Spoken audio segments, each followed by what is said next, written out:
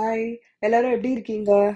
Welcome to my channel. நம்ம சேனல்ல product videos மட்டும் இல்லாம குக்கிங் வீடியோஸும் வருங்க. வாங்க வீடியோக்குள்ள போயிடலாம். இன்னைக்கு நம்ம என்ன பார்க்க போறோம்னு பார்த்தீங்கன்னா, ஒரு ஃபிஷ் கறி அண்ட் ஃபிஷ் ஃப்ரை. இது என்னோட ஸ்டைல் ஃபிஷ் குழம்பு. இது எப்படி வைக்கிறது அப்படின்ட்டு நம்ம பார்த்துடலாம். இது ரொம்ப ஈஸி அண்ட் சிம்பிளா வச்சிடலாங்க.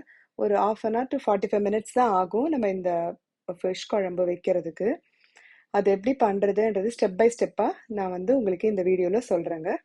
வாங்க வீடியோக்குள்ள போயிடலாம். அதுக்கு நம்ம ஃபர்ஸ்ட் தேவையான இன்கிரீடியன்ஸ்லாம் எடுத்துக்கலாம். ஆனியன்ஸ் ஒரு 5 நம்பர்ஸ் எடுத்திருக்கேன் இன்னைக்கு. இதுக்கு சின்ன வெங்காயம் போட்டிங்கன்னா இன்னும் ரொம்ப டேஸ்டா இருக்கும். பட் நான் இன்னைக்கு பெரிய வெங்காயம் தான் எடுத்திருக்கேன். சின்ன வெங்காயம் என்கிட்ட இல்ல.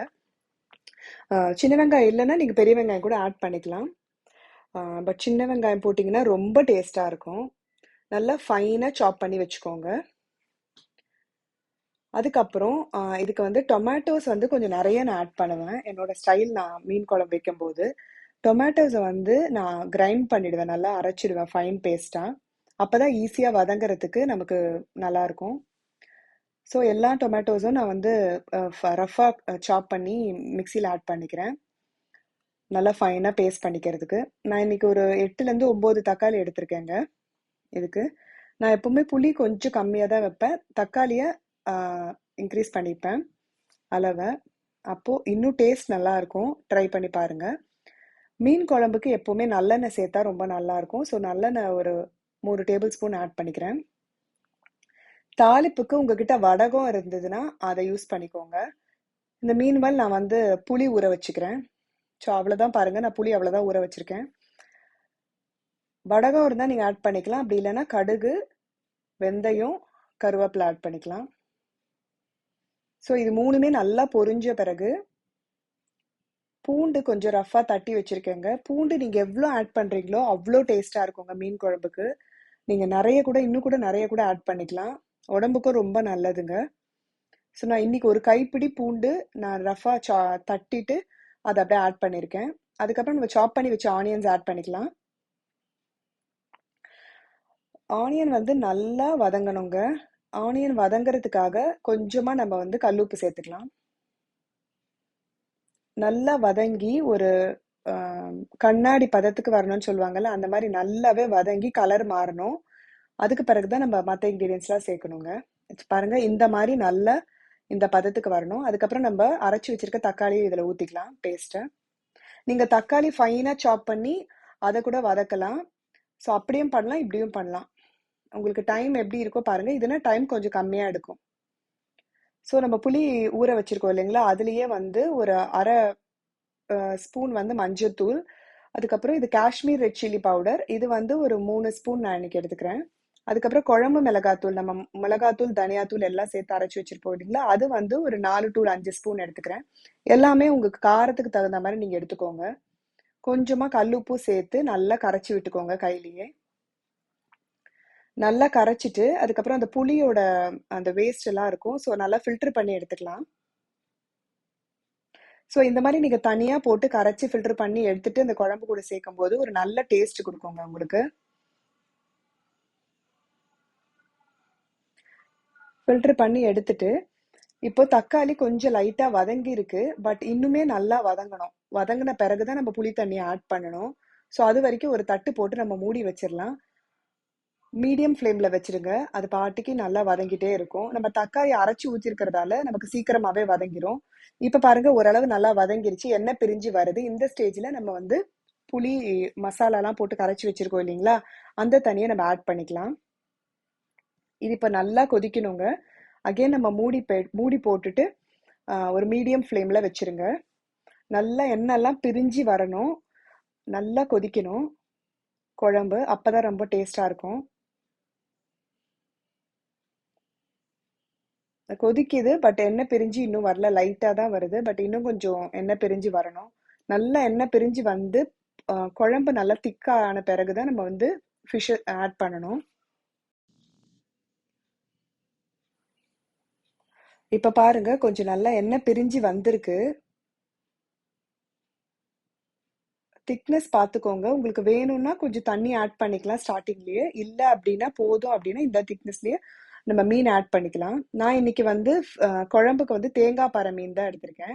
இது குழம்புக்கு ரொம்ப டேஸ்டா இருக்கும். எல்லா ஃபிஷ்ஷும் ஆட் பண்ணிட்டு ஒரு 4 to 5 மினிட்ஸ் இருந்தா போதும். ஃபிஷ்ஷோட டைம் அதுதான். பாயிலிங் டைமே அதுதான். அதுக்குள்ள மீன் எல்லாமே நல்லா வெந்துடும். அதுக்கு மேல விட்டீங்கன்னா கொழ கொழன்னு ஆயிடும். நான் இன்னைக்கு கொஞ்சம் குழம்பு வந்து திக்னஸா தான் வைக்கிறேன். எனக்கு கொஞ்சம் திக்கா இருந்தா தான் பிடிக்கும். பட் மீன் போட்ட உடனே லைட்டா கொஞ்சம் தண்ணி விடும். அதுக்கு கரெக்டா இருக்கும். உங்களுக்கு கொஞ்சம் தண்ணி வேணும்னா நம்ம மசாலா போட்டு புளி ஊத்தும் போதே கொஞ்சம் தண்ணி ஆட் பண்ணிக்கோங்க அந்த ஸ்டேஜ்லயே. இப்போ வந்து நம்ம உப்பெல்லாம் செக் பண்ணிக்கலாம். உப்பும் காரமும் மீன் போடுறதுக்கு முன்னாடி கொஞ்சம் தூக்கலா இருக்கணும். அப்பதான் மீன் போட்ட பிறகு நமக்கு குழம்பு கரெக்டா இருக்கும். அப்ப கரெக்டா இருந்தது அப்படின்னா கொஞ்சம் உங்களுக்கு வந்து உப்பு காரெல்லாம் கம்மியா இருக்க மாதிரி இருக்கும். ஏன்னா மீன் போட்ட உடனே அது கொஞ்சம் அப்சர்வ் பண்ணிக்கும். நம்ம சேனலை சப்ஸ்கிரைப் பண்ணிக்கோங்க. பெல் சிம்ல கிளிக் பண்ணி ஆல் கொடுத்துக்கோங்க. அப்பதான் நான் ரெகுலரா வீடியோஸ் போடும்போது உங்களுக்கு நோட்டிபிகேஷன்ஸ் வரும். அவ்வளவுதான். கார்னிஷிங்க்கு கொத்தமல்லி தூவி இறக்கிற வேண்டியதான். ஒரு 4 to 5 மினிட்ஸ் அவ்வளவுதான். நம்ம மீன் குழம்பு ரெடி ஆயிடுச்சுங்க. ரொம்ப சிம்பிளா இருக்கும், ஈஸியா இருக்கும், ரொம்ப டேஸ்டியா இருக்கும். ட்ரை பண்ணி பாருங்க. அப்புறம் என்னோட ஸ்டைல்ல இன்னைக்கு ஃபிஷ் ஃப்ரை பண்ண போறேன். அதுவும் இந்த வீடியோல கவர் பண்ணிருக்கேங்க. அதுக்கு ஃபர்ஸ்ட் வந்து காஷ்மீர் ரெட் சில்லி பவுடர் ஒரு 3 டேபிள் ஸ்பூன் அப்படி எடுத்துக்கோ. காஷ்மீர் ரெட் சில்லி பவுடர் வந்து கலர் கொடுக்கும், ஆனா அந்த அளவு காரம் இருக்காது.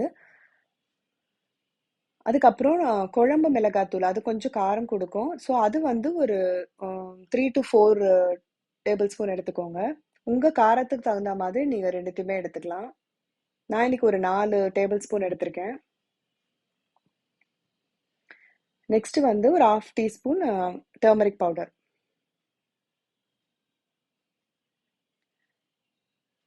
அடுத்து ஜீரா பவுடர். ஜீரகத்தை வந்து நல்லா லைட்டா ஃப்ரை பண்ணிட்டு பவுடர் பண்ணி வச்சுக்கோங்க. அது ஒரு 1/2 டீஸ்பூன் ஆட் பண்ணா போதும். ஜீரா பவுடர் ஆட் பண்ணீங்கன்னா ஃபிஷ் ஃப்ரைக்கு ஒரு தனி டேஸ்ட் கொடுக்குங்க. ட்ரை பண்ணி பாருங்க. நெக்ஸ்ட் வந்து ஒரு பெப்பர் பவுடர் ஒரு 1/2 டீஸ்பூன் ஆட் பண்றேன். இதுல நான் இஞ்சி பூண்டு பேஸ்ட் இன்னைக்கு ஆட் பண்ணல, அது ஆப்ஷனல் தான். வேணும்னா நீங்க ஆட் பண்ணிக்கலாம். ஆட் பண்ணாமே டேஸ்ட் ரொம்ப சூப்பரா இருக்கும். இன்னைக்கு லெமன் வந்து குட்டி லெமன் நான் எடுத்திருக்கேன். ஸோ ஒரு 1.5 லெமன் எடுத்திருக்கேன். கொஞ்சம் பெரிய சைஸா எடுத்திருக்கீங்க அப்படின்னா ஒரு லெமனே போதுங்க. லெமன் ஜூஸஸ் இதில் ஆட் பண்ணிட்டு நெக்ஸ்ட் வந்து பைண்டிங்காக கொஞ்சமா ஆயில் ஆட் பண்ணிக்கிறேன். அப்ப மசாலா வந்து மீன்ல இருந்து பிரிச்சு வராம நல்லா ஒட்டி இருக்கும்.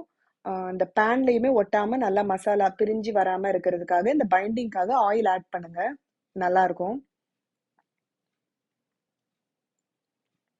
கொஞ்சம் கொஞ்சமா தண்ணி விட்டு மசாலா எல்லாத்தையுமே நல்லா கலந்துக்கோங்க. கலந்துட்டு ஃபிஷ்ஷு கூட மேரினேட் பண்ணிட்டு அட்லீஸ்ட் 1 hour வந்து நல்லா ஊற வச்சிடுங்க. அப்பதான் ஃபிஷ் ரொம்ப டேஸ்டா இருக்கும். தேவையான அளவு சால்ட் ஆட் பண்ணிக்கோங்க. இன்னைக்கு நான் ஃபிஷ் ஃப்ரைக்கு வந்து கடல் வவ்வால் தான் எடுத்திருக்கேன். ஸோ எந்த ஃபிஷ்ஷுக்கு வேணாலும் நம்ம இந்த மசாலா ஆட் பண்ணி ஃப்ரை பண்ணிக்கலாம். ரொம்ப டேஸ்டா இருக்கும். மசாலா ஆட் பண்ண பிறகு ஒரு 1 hour ஃப்ரிட்ஜில் கூட நீங்க வச்சிடலாம். ஈஸியா நல்லா மேரினேட் ஆயிடும். அதுக்கப்புறம் எடுத்து ஃப்ரை பண்ணீங்கன்னா நல்லா டேஸ்டா இருக்கும்.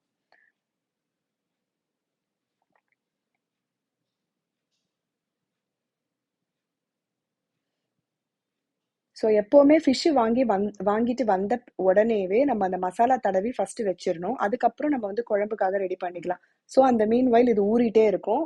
நல்லா ஊறிச்சுன்னா நல்லா டேஸ்டா இருக்குங்க. அவ்வளோதான்.